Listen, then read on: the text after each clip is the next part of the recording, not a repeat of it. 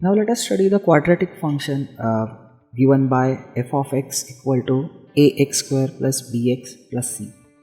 So it's the same as the left hand side of the quadratic equation. Now basically we want to know how this particular function will look if we plot it on a graph. So to do that, let us first simplify this, that is, let's make the coefficient of x square term as unity. So we have to take a common, so we are left out with x square plus, we can write b by a times x plus c by a. Now this is equal to further. If you want to complete the square inside the bracket, what we have to do is we have to add the square of half of the middle coefficient. So since middle coefficient is b by a, half of it is b upon 2a, and the square of that will be b square upon 4a square. So we add b square upon 4a square and also subtract it. So c upon a is the already existing term, and from that we subtract b square minus 4a square.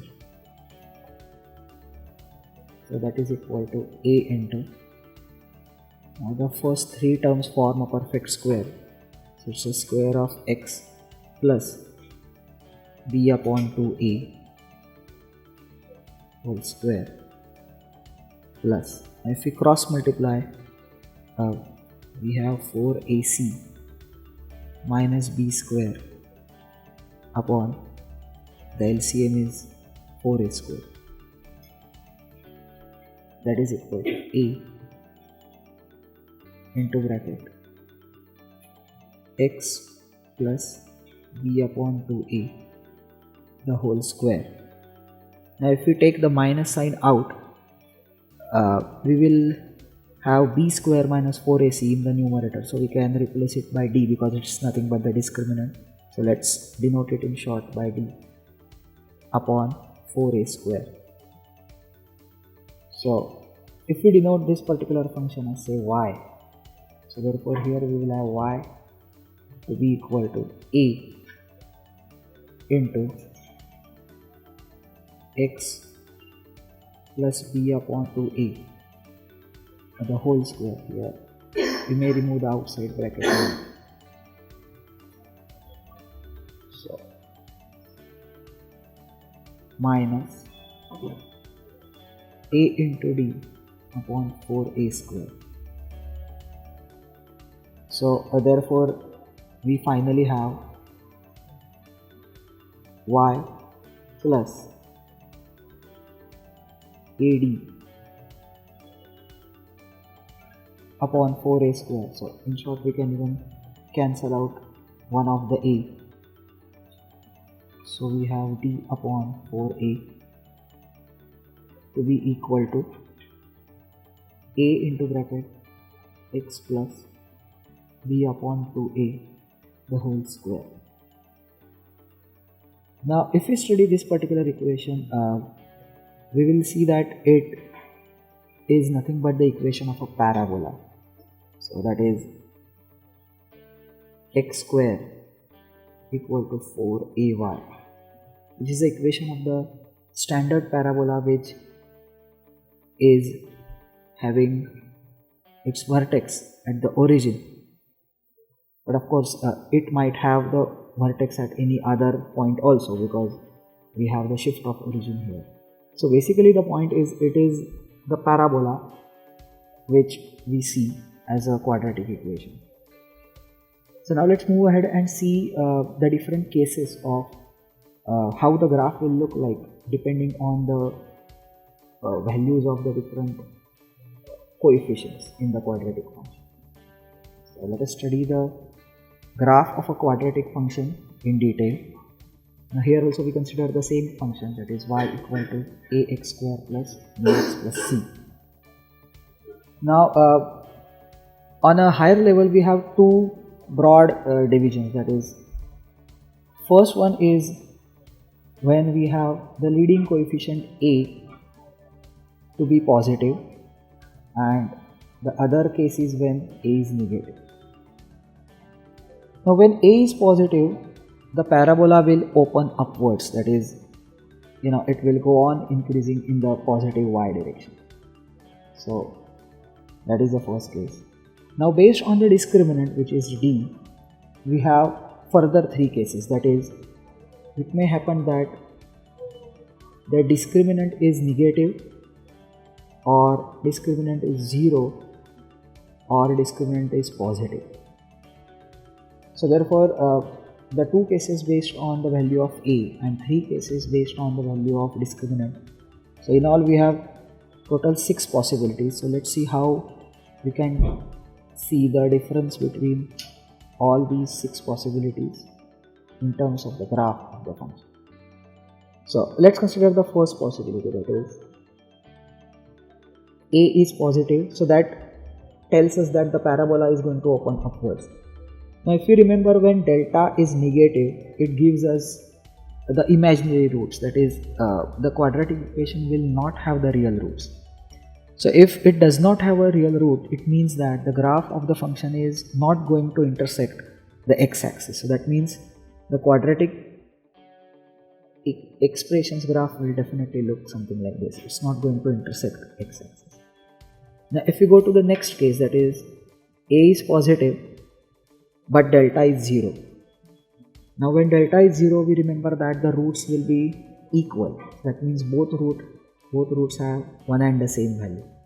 So parabola still opening upwards and the two roots to be equal, it means the graph will just touch the x-axis at one particular point. And lastly, when we have a greater than 0 and delta also greater than 0, then it means the graph is going to cut the x-axis in two distinct points.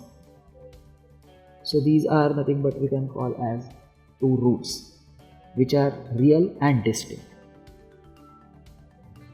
Now let's consider the other case, which is exact counterpart of the previous case, that is when a is negative, the parabola will open downwards. So in the first case, when delta is also negative, we know that the roots are not real, so the graph will not cut the x-axis, so therefore the graph must look like this. Moving ahead with the second possibility, that is when delta is 0, we have equal roots, so graph will just touch the x-axis in a single point, and that is where we'll get one particular root, or rather there are two roots with the one particular common value. And lastly, when delta is positive, the graph will intersect the x-axis in two distinct roots, which will be real. So that's the way we can distinguish between the various cases of graphs of a quadratic function. Now let's move ahead and discuss the domain, range and the maximum or minimum point of a quadratic function. So just to recap, we know that the domain is nothing but set of all values of x which are allowed for that quadratic function to exist. So to find the domain, first of all we have to keep in mind two important points.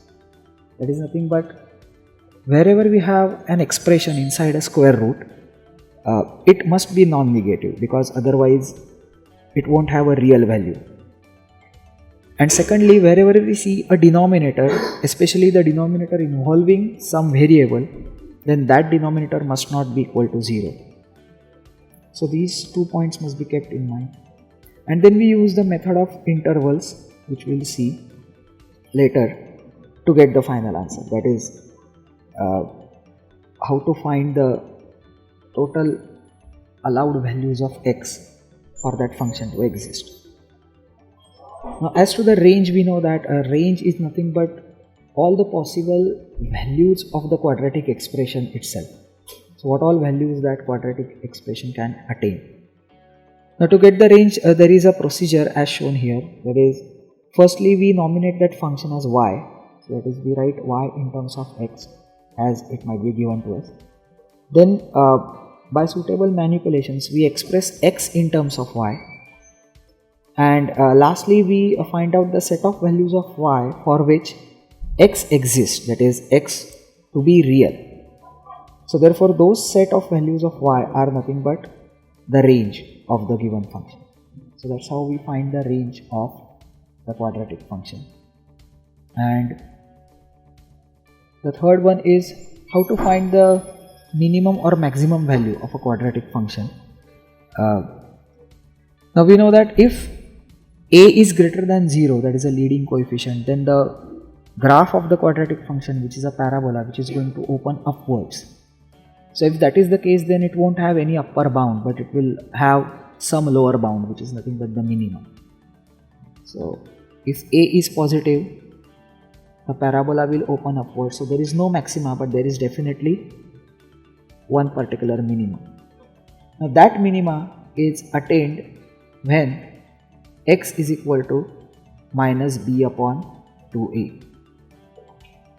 Similarly, if a is less than 0, that is when parabola is opening downwards, then there won't be any minimum value of the function, but there will be just one maximum value, and that also is attained at the same value of x, which is nothing but minus b upon 2a. We have to note that there is another way also of finding out minima and maxima, and that is nothing but based on completing the square. So that is what is mentioned here.